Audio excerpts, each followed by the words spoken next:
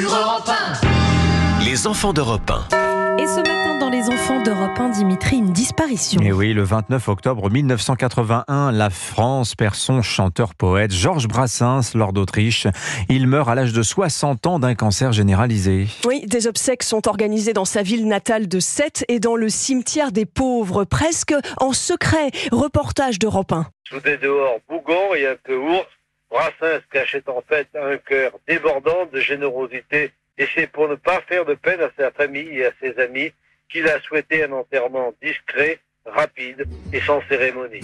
Oh, pour pouvoir le comprendre et le retenir, Brassens vivait discrètement, humblement, témoignage d'habitants. J'ai rencontré il y a une dizaine d'années ou 15 ans Brassens aux prises uniques. Il est rentré comme un écolier, vous savez, qui traîne sa punition avec lui, qui rentre chez ses parents. Et les gens ne l'ont pas assailli, l'ont laissé, on l'a respecté.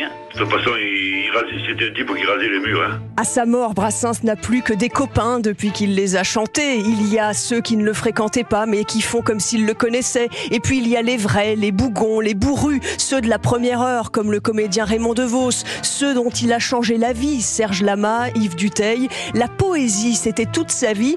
Comment aurait-il fait sans les poètes ? Brassens en parlait sur Europe 1, 2 ans avant sa mort, en 1979. Tout le monde se prend à 17 ans pour un petit Rimbaud, quoi. Je me suis heureusement très vite aperçu que je n'étais pas Rimbaud, que je ne le deviendrai d'ailleurs jamais. J'ai suivi naturellement mon goût. Quand au bout de quelques pièces, un poète m'ennuyait un petit peu, je le laissais tomber. J'avais tort. Je me suis aperçu par la suite que certains poètes qui m'avaient rebuté quand j'avais 24 ou 25 ans, maintenant me plaisaient beaucoup. Or, j'ai regretté de n'avoir pas fait l'effort qu'il fallait faire. C'est vraiment des cons, les poètes, avait lancé Brassens, parce qu'il y a des choses qu'on ne peut pas dire avec certaines allitérations. Et je suis un peu con, disait-il tendrement, parce que pour écrire avec un rythme, il faut être un petit peu crétin. L'humilité légendaire de Brassens. Merci Lord d'Autriche. Il est l'heure de jouer avec Europe 1.